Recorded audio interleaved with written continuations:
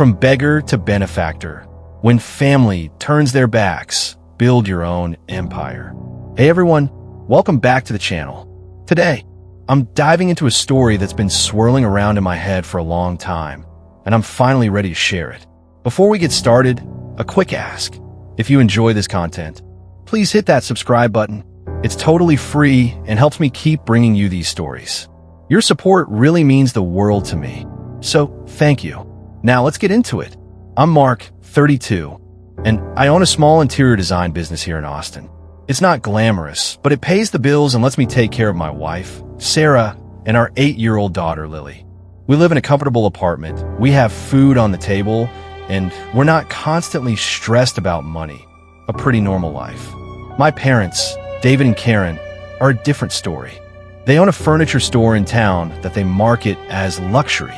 They aren't truly rich, but they certainly act like it. They live in a huge house in the upscale part of town, drive expensive cars they can barely afford, and throw weekend parties for their friends. Really just business connections they're trying to impress. People who care more about appearances than substance. Growing up as the oldest in that house was rough. My younger brother, Tom, was always their favorite. They didn't even try to hide it. I'm not exaggerating.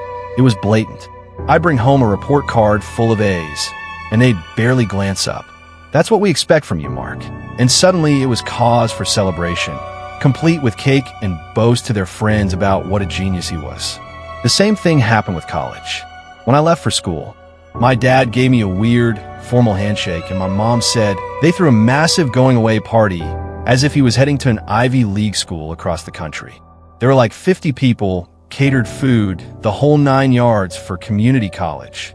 While living at home, I quickly realized that I couldn't rely on them for anything important. No startup money, nothing.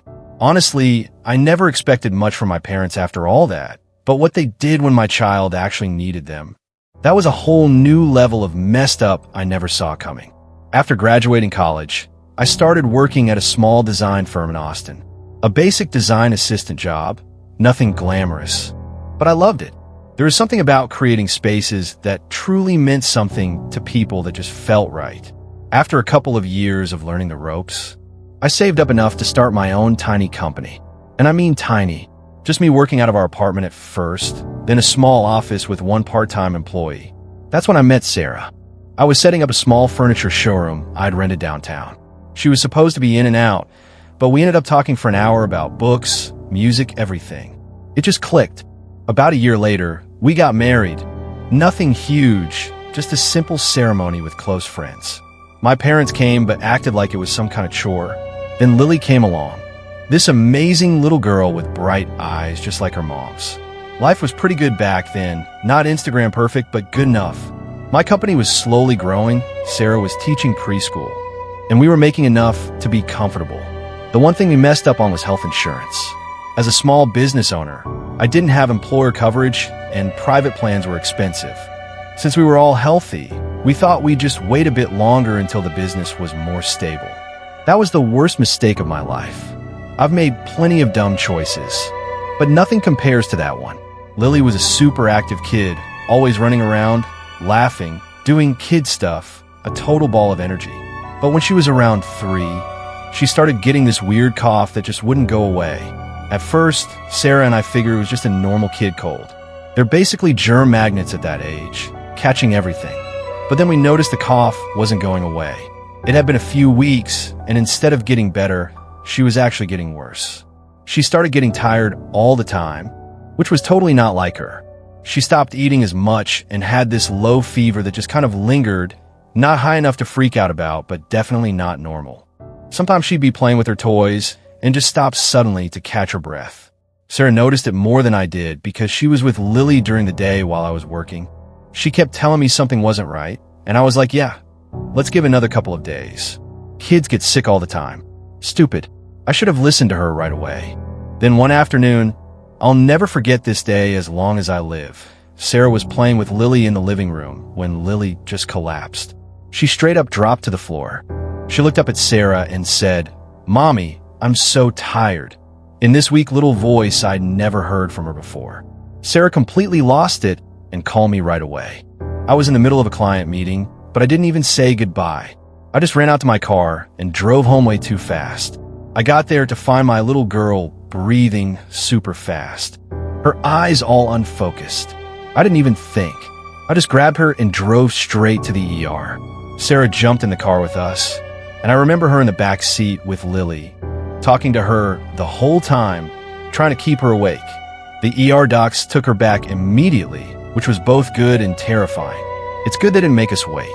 He had that serious look that makes your stomach drop.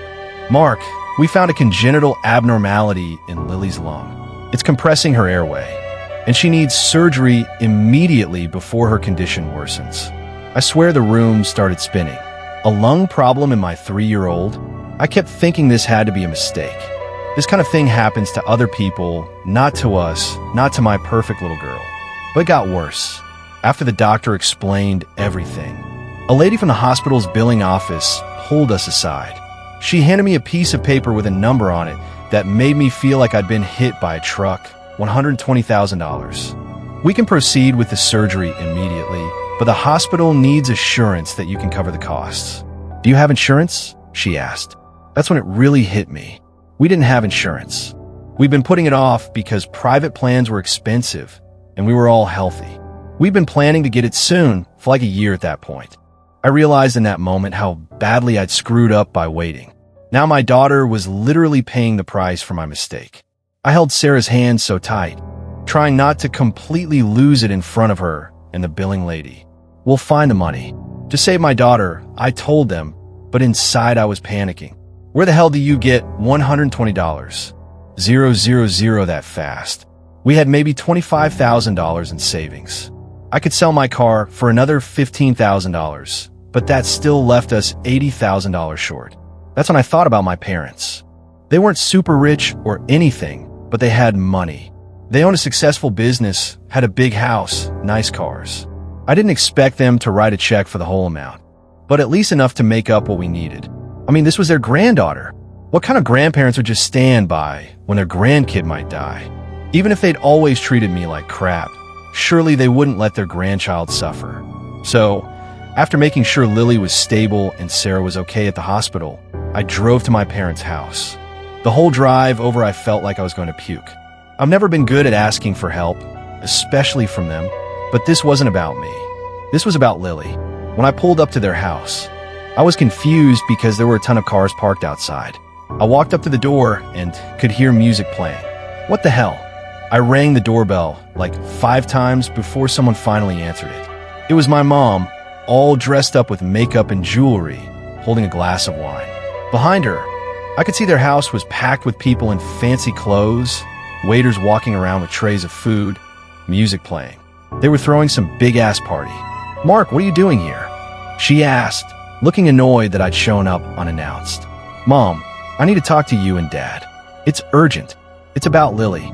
She frowned and gestured for me to wait in the entryway. "We're in the middle of something here. Can it wait?" I couldn't believe what I was hearing. "No, it can't wait. It's an emergency." She sighed dramatically and went to find my dad. I stood there in their giant foyer, watching people laughing and drinking, feeling completely out of place in my wrinkled work clothes. Eventually, I found out it was a celebration for Tom's upcoming wedding to his fiancée, Jessica. Apart from the fact that they didn't even tell me about Tom getting married. They were freaking partying while my daughter was in the hospital fighting for her life. My dad finally came over, looking irritated. "Mark, what is it?" "We're in the middle of Tom's engagement party."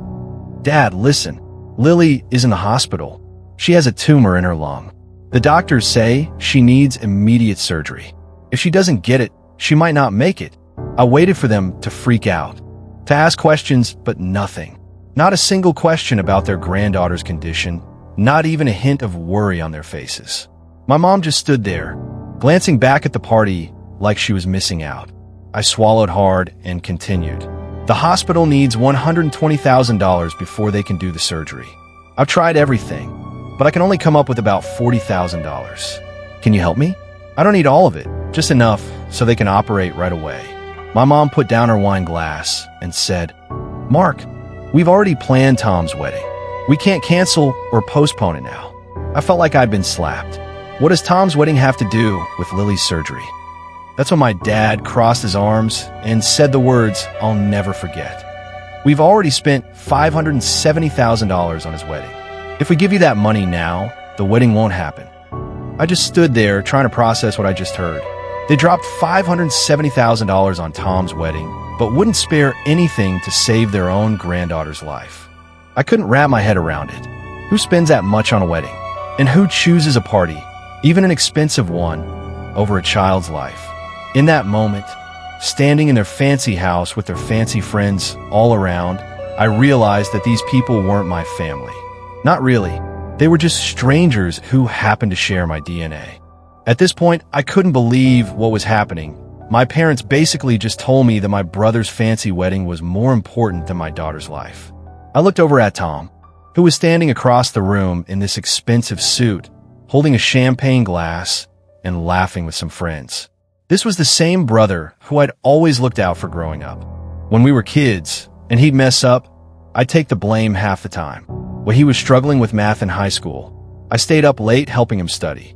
When he needed money during his first year of college, I loaned him $500 that he never paid back.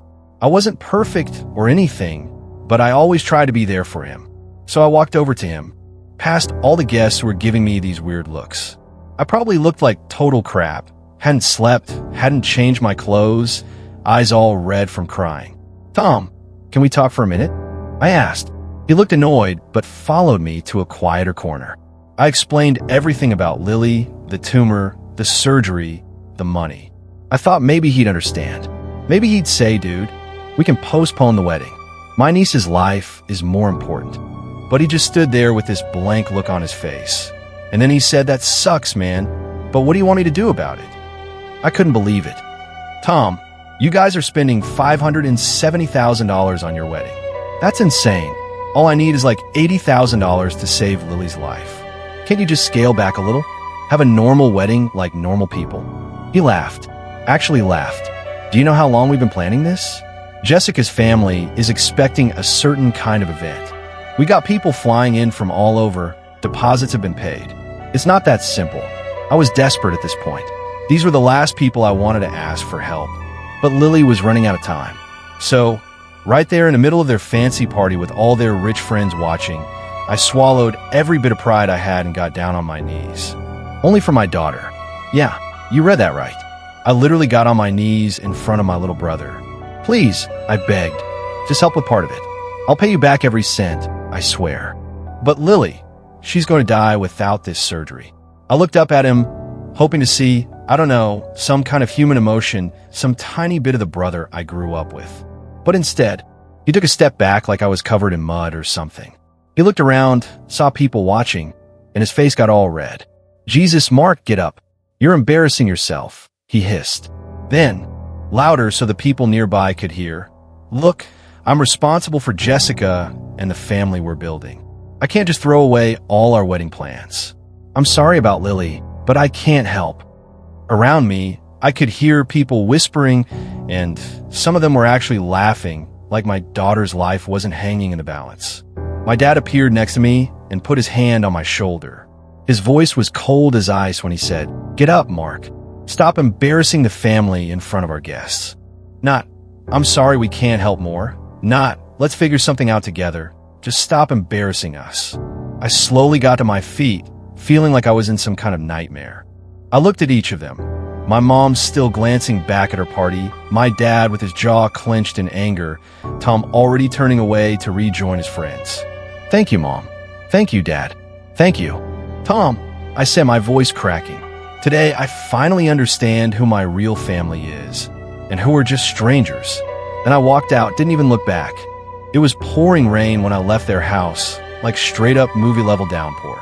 I just stood there on their stupid, fancy doorstep, getting soaked, feeling like someone was sitting on my chest. I'd gotten on my knees and begged, and all I got back was their cold, shitty attitude.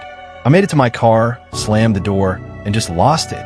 I cried like I hadn't since I was a little kid. I'm not ashamed to admit it. My head pressed against the steering wheel, all the fear for Lily, all the stress, all the pain of being rejected by my own family. It all just came pouring out. But then I remembered Lily. My little girl was in that hospital, fighting for every breath. Sarah was sitting there alone, waiting for me to come back with good news. I couldn't fall apart in my car outside my parents' house like some teenager after a breakup. I had to figure something out. I started the car, swallowing the anger and frustration, and drove back to the hospital. The whole way there, my mind was racing. Who else could I ask? What else could I sell? Could we get a loan? Would the hospital let us pay in installments? When I got back to the hospital, I was surprised to see Sarah's parents had arrived. They'd driven in from San Antonio as soon as Sarah called them. They weren't rich or anything, just normal working-class people.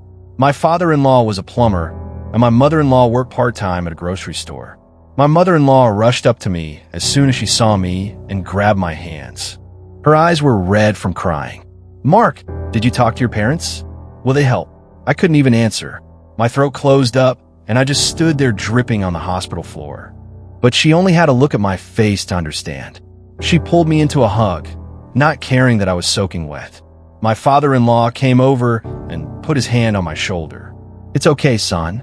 We'll figure out ourselves." We all sat down in the waiting room, and together with Sarah, we started making a plan. The following day was a blur of activity. I started selling everything I owned. My car, gone for $11,500. Every cent of our savings, $25,000, completely wiped out. I borrowed from friends, coworkers, anyone who might have a few bucks to spare. The response from people actually shocked me.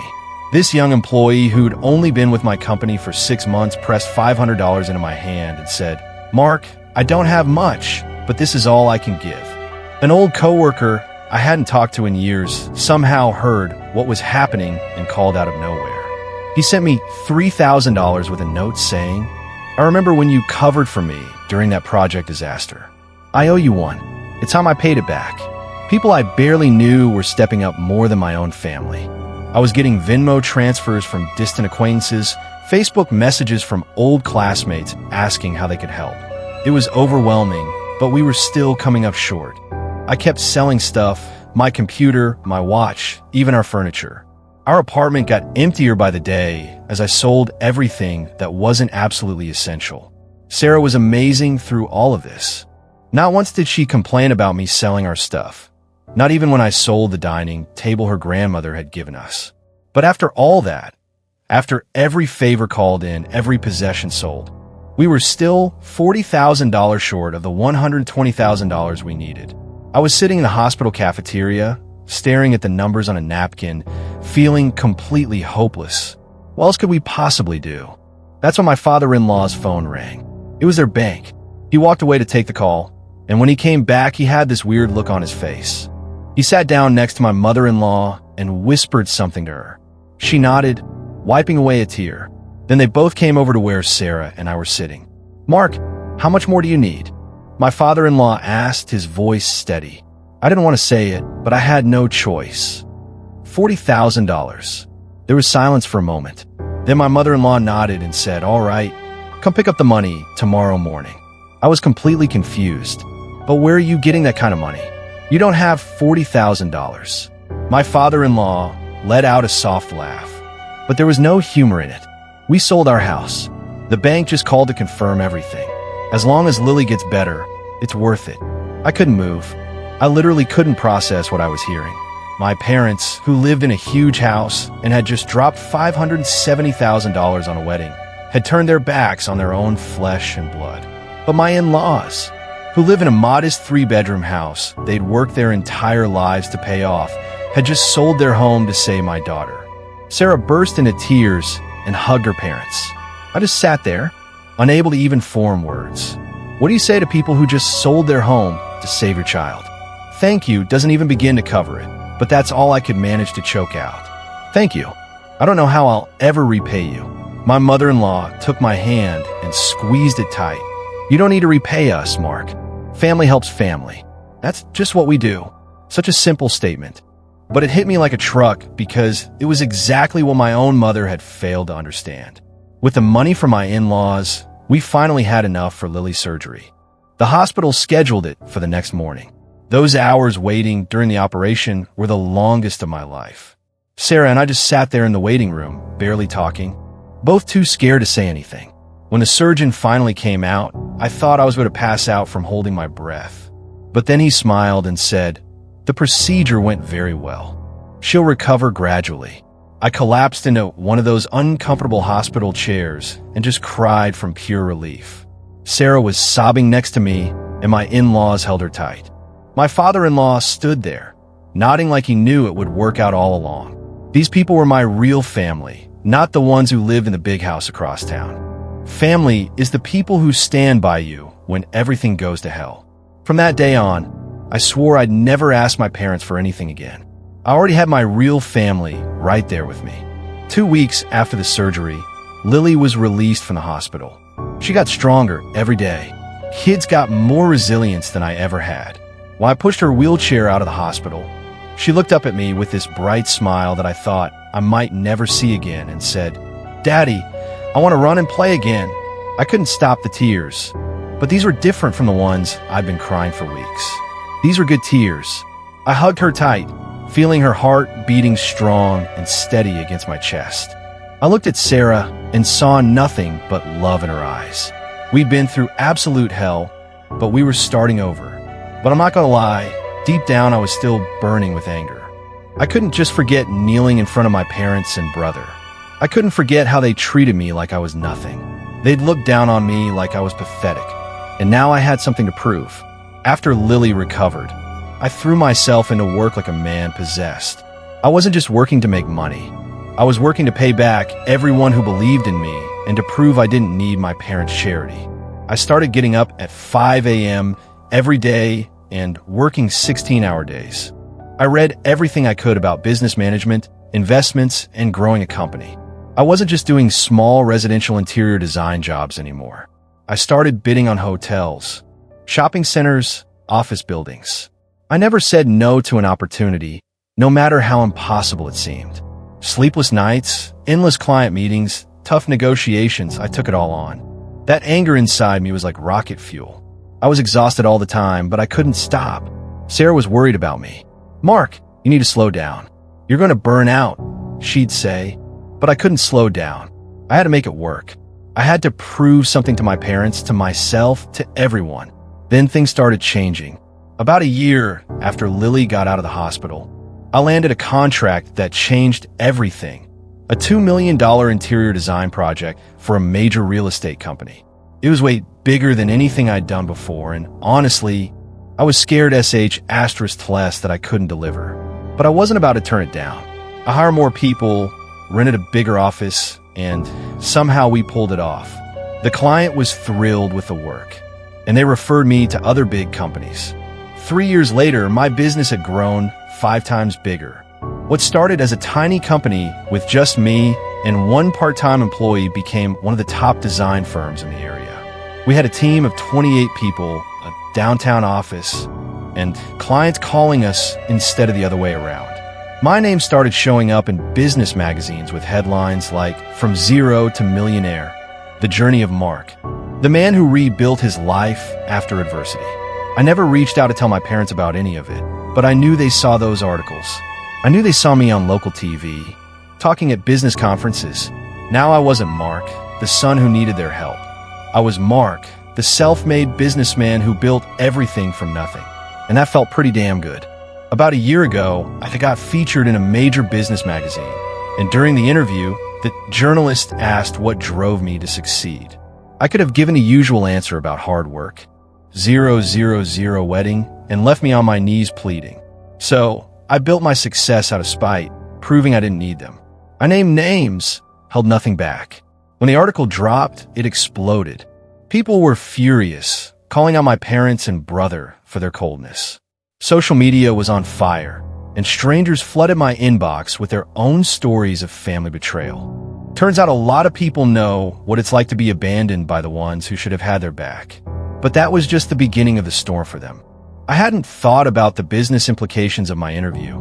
I was just telling the truth. But man, did it have consequences. After the story came out, business partners started cutting ties with my parents' furniture store. Longtime clients canceled orders. Their business connections disappeared overnight. The same people who used to party with them at their house suddenly wanted nothing to do with them.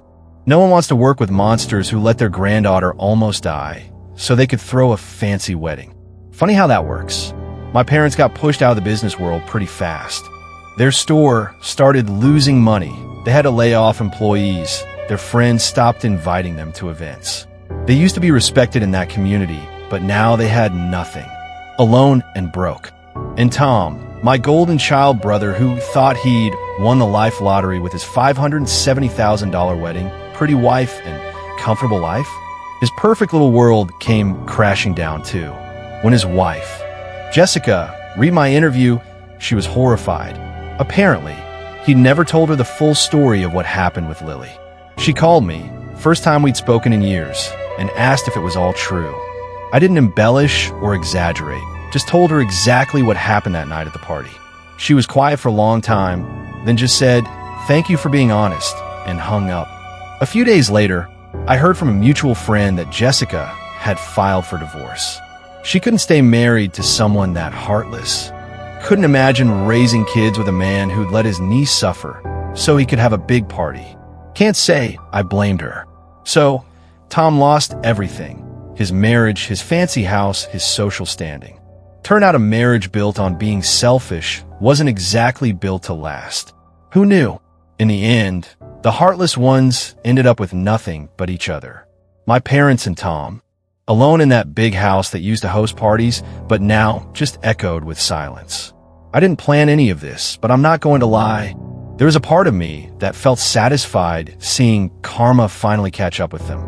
They'd been pretending to be these amazing, successful people for so long while treating others like garbage. Now everyone knew who they really were. But the weird thing is that satisfaction didn't last. I thought I'd feel great watching them lose everything, but instead I just felt empty. Like, what was the point? Lily was healthy, my business was thriving, my real family, Sarah, Lily, my in-laws, my friends who stood by me, they were all good. Maybe revenge isn't all it's cracked up to be, or maybe there are better ways to get even. Once my business was stable and making serious money, I went back to every single person on that list. I called them to my office, one by one, over the course of a few weeks. Some of them worked for me now, others I hadn't seen in years. I handed each of them an envelope with cash, 10 times whatever amount they'd given us for Lily's surgery. For some, I offered to pay off their debts or invest in business ideas they had. I figured it was the least I could do. But the crazy thing? Most of them refused. "Mark, you don't need to do this." My office manager told me when I tried to give her back 10 times the $500 she'd given us when she was just starting as my assistant. "You've already paid me back by giving me this job and treating me with respect. We helped you because we believed in you, not because we expected anything back." I couldn't even find words to respond. All I could do was shake my head and grip her hand tight, feeling more grateful than I knew how to express. But there was one debt I couldn't let go of. My in-laws, they were living in a small rental apartment now, and even though they never complained, I knew they missed their home. After Lily was discharged, I spent a whole year working my ass off and saving every penny I could. I secretly tracked down the guy who bought their house, negotiated with him, and eventually bought it back. Paid 30% over market value, but I didn't care. The day I handed them the keys, my mother-in-law just froze, tears in her eyes. "Mark, how? We never expected." I told her, "You gave me everything when I had nothing. This is the least I can do." My father-in-law was quiet for a minute, then put his hand on my shoulder. "I never once doubted you, son." We all sat together that night for a real family dinner in their old house, back where it belonged. It was one of the best nights of my life. A few years after Lily's surgery, with Sarah pregnant with her second kid, I decided it was time for another change. I bought a bigger house in a nice neighborhood with a yard. Not to show off, but because I wanted space for Sarah, Lily, and our soon-to-be new baby. But I also made sure it had an in-law suite so my in-laws could move in with us if they wanted to. They gave me a home when I lost everything. And now I wanted them to have choices. They could keep their house that I bought back, or they could live with us, whatever made them happiest. But life has a way of throwing curveballs at you right when you think you've got everything figured out. And my parents? They weren't done with me yet. Not by a long shot. They had lost almost everything because of that article and the backlash that followed. I thought I'd never see them again, But a few months ago, my phone rang with an unknown number. When I answered, "Mark, it's Mom," that voice. The same one that watched me beg and turn away, now all shaky and desperate. Can you help us?" She explained they were about to lose their house, needed $200, 000 to keep it from the bank. $200,000. I almost laughed. I remembered needing just $120,000 to save my daughter's life, and they chose a $570,000 party instead. The audacity of these people. But you know what? I played along, told them to meet me at this nice cafe, my treat. They showed up looking desperate, but hopeful, probably thinking I'd swoop in like some prodigal son and save the day. I let them talk, let them ramble on about how hard things had been, how they never expected this to happen. I nodded, sipped my coffee, and pretended to listen. Then, when they finally got to the point, "Mark, can you help us?" I pulled out my wallet, set a couple of $100 bills on the table, and leaned back. "Drinks are on me," I said, standing up. "I'd do more, but you know I'm spending a ridiculous amount on my new baby shower. Gotta make sure it's perfect, and I can't cancel it to help you. We're going all out." Their faces dropped. My dad's jaw tightened, my mom's eyes went glassy. "You're joking, right?" my dad muttered. I smirked. "Oh, so now parties are a bad way to spend money?" I grabbed my coat and took one last look at them. Funny how that works. I walked out and drove straight home to where my real family was. When I walked through the door, Lily came running up to me, giggling as she wrapped her arms around my waist. Sarah was in the kitchen, laughing with her parents as they planned the baby shower, our celebration. One filled with love, not empty status. I walked over, kissed them on the cheek, and sat down with them, feeling something I never felt around my parents: peace. Turns out I didn't need revenge. I had already won. So what do you guys think? If you were in my shoes, would you forgive such a thing? Let me know in the comments below. And don't forget to subscribe for more stories like this. Thanks for watching.